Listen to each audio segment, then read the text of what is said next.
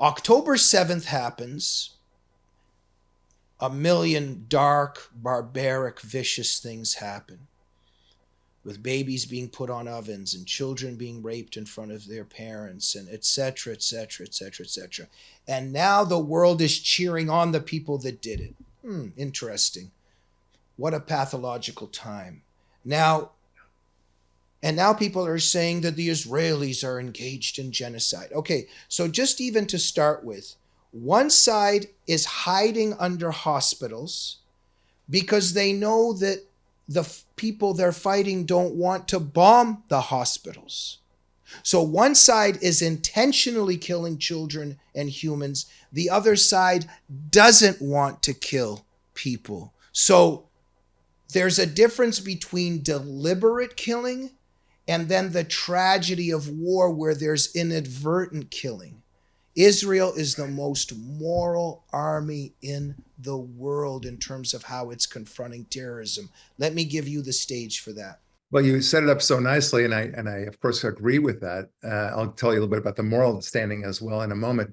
But look, the fact that they are hiding their innocent, and I'll put that in air quotes for the time being, civilians under hospitals and such, and wanting the Israelis to do this means exactly that the people believing that are playing right into the game plan that Hamas is now, executing for them.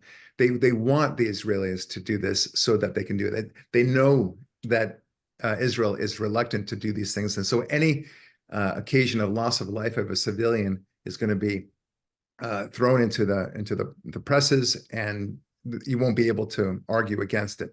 That's the idea. But let's take it the other way. Let's say, for the sake of discussion, that Israel truly wanted to be a genocidal nation and wanted to commit genocide against the Palestinians. Okay, well, you know what? They could have done that within 2 hours. They could have completely obliterated all of Gaza. They have the capacity to do it, and they don't do it. That should provide some sort of cognitive dissonance for anybody that supports Hamas or otherwise, more particularly, believes that Israel is a genocidal country. If they're genocidal, then why aren't they acting like a genocidal country? They're not.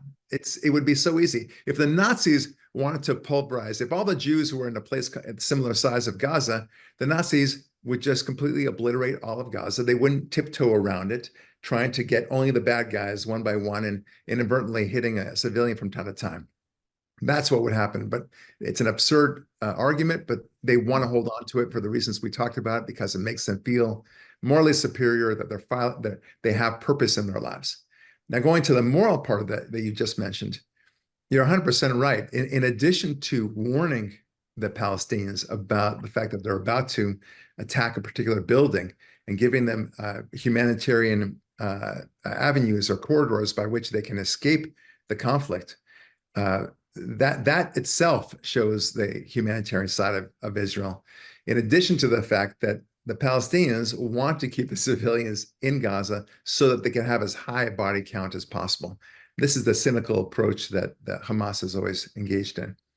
Another thing to note is that Israel has the lowest combatant to civilian casualty rate in the world, meaning that, or I should say, civilian to combatant to civilian ratio, because this means that for every soldier that is killed, meaning a Hamas militant or terrorist, that there are so many civilians who are killed. That ratio is the best in the world for any urban fighting, as we've seen right now.